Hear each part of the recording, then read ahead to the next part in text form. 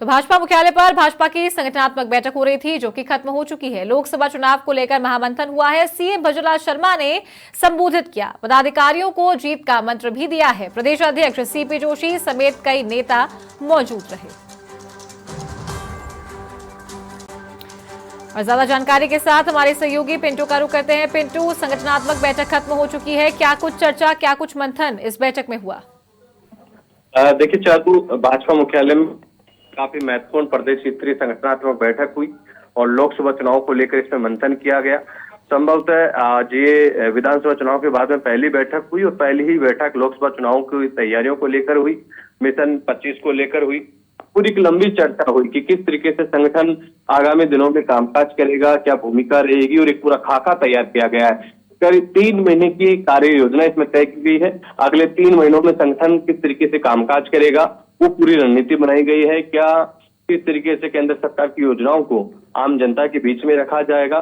सभी नेताओं ने संबोधित किया, प्रभारी अरुण सिंह ने संबोधित किया, सीपी जोशी ने संबोधित किया और मुख्यमंत्री भजनलाल का भी संबोधन हुआ। मुख्यमंत्री भजनलाल शर्मा ने कार्यकर्ताओं को सीधे तौर पर ये कहा है कि उन्होंने एक नई ऊर्जा का संचार करते हुए कहा कि आप सभी लोग काम करते रहिए। संगठन सभी को पूरा अवसर देती है, जब भी मौका मिलता है उनको उचित अवसर पार्टी देने का काम करती है।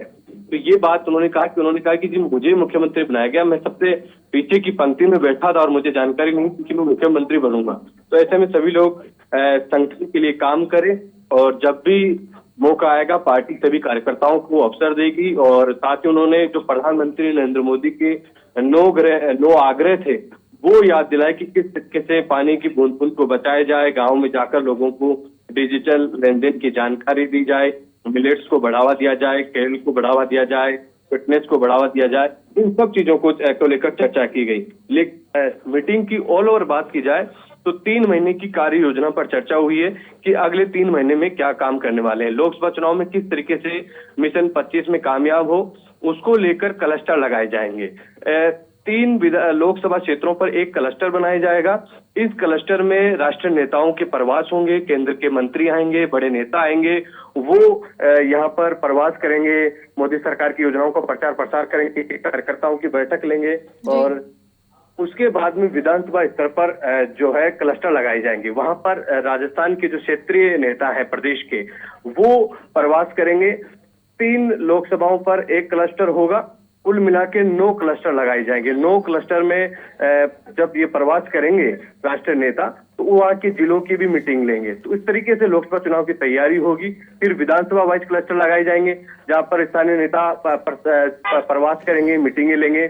उसके साथ ही जो अभियान चल रहा है राम मंदिर का, उस अभियान को लेकर चर्चा की गई।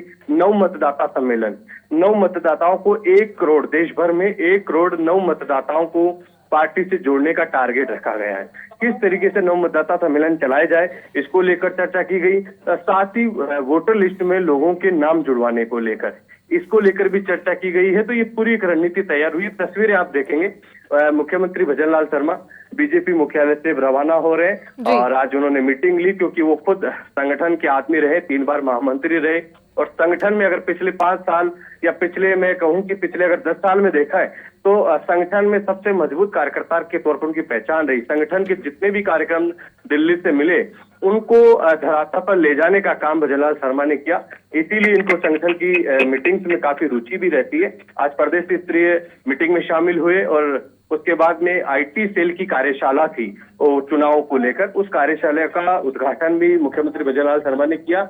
ये तस्वीरें साफ तौर पर दिख रही है किस तरीके से सहज भाव से कार्यकर्ताओं से मुलाकात कर रहे हैं, कार्यकर्ताओं से चर्चा करते हैं। सीएम भजनलाल शर्मा जब भी कहीं जाते हैं तो कार्यकर्ताओं को देख के वो स्वतः रुक जाते हैं, क्योंकि उनका लगाव काफी रहा है, लोग इनसे जुड़े रहे हैं। कार्यकर्ताओं के साथ मिलकर जिस तरीके से इनकी भूमिका रही कामकाज की, तो स्वतः ही अपने आप रुकते हैं, कार्यकर्ताओं से मुलाकात करते हैं और एक लंबा समय, जब भी बीजेपी ऑफिस पहुंचते हैं एक लंबा समय देते हैं। क्योंकि कई कार्यकर्ता जब सीएम की टारगेट को देखते हैं तो उनकी तरफ जब नमस्कार करते हैं तो गाड़ी रुकाकर उनसे बात करते हैं। ये सीएम भजनलाल शर्मा की कहीं ना कहीं विशेषता है। और ये बात आज इस मीटिंग में भी रही, जब प्रदेश स्तरीय तमाम पदाधिकारी पहली बार पहुंचे सीएम बनने के बाद।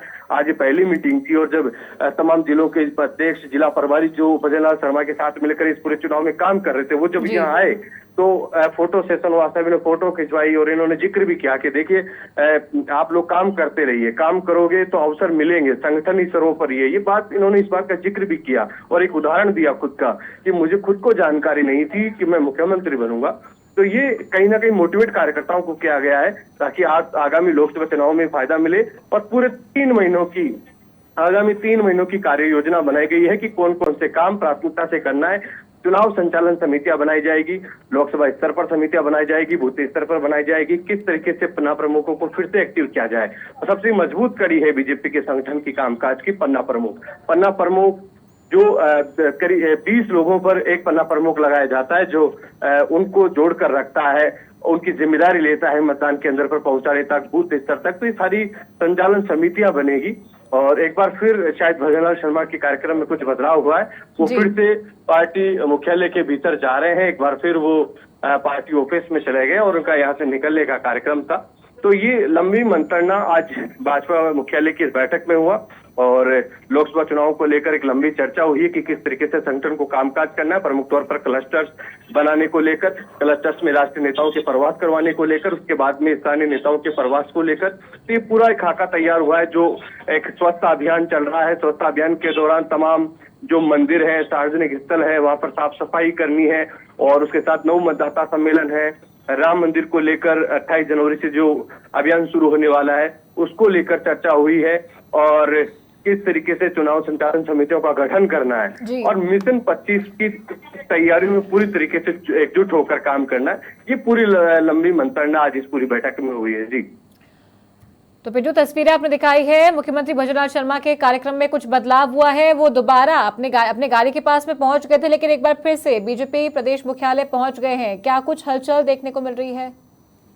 देखिए, वो यहाँ से निकलेंगे और सांगनेर में एक कार्यक्रम है, उस कार्यक्रम को शामिल होना है। लेकिन मैंने अभी आपको वैसे भी बताया कि वो संगठन में रमे हुए हैं, संगठन के कामकाज में रमे हुए हैं। बहुत ज्यादा चुनाव भजनलाल शर्मा ने नहीं लड़े, लेकिन संगठन का इतना लंबा अनुभव है उनको, जिलाध्यक्ष से लेकर महामंत्री से लेकर जिला मंत्री से लेकर बहुत लंबा कामकाज रहा। कई प्रदेश अध्यक्षों की टीम में भजनलाल, चाहे वो अशोक परनामी की टीम हो, सतीश पुनिया की बात हो, सीपी जोशी की बात हो, सब में महामंत्री के तौर पर काम किया। पूरा संगठन का संचालन महामंत्री के हाथ में होता है बीजेपी। और पिछले कुछ सालों में पूरे संगठन का जो संचालन था, संगठन के जो बड़े अभियान थे, जो कार्यक्रम थे, उनको कहीं ना कहीं उनको पूरा करने में सबसे महत्वपूर्ण भूमिका रही भजनलाल शर्मा की। भजनलाल शर्मा यहाँ से तमाम जिला अध्यक्षों से संवाद करते थे, उनसे फीडबैक लेते थे, रिपोर्ट लेते थे कि ये अभियान कितना चल रहा है, पन्ना प्रमुख बने या नहीं बने, बूथ पर जो समितियां उनका गठन हुआ या नहीं हुआ।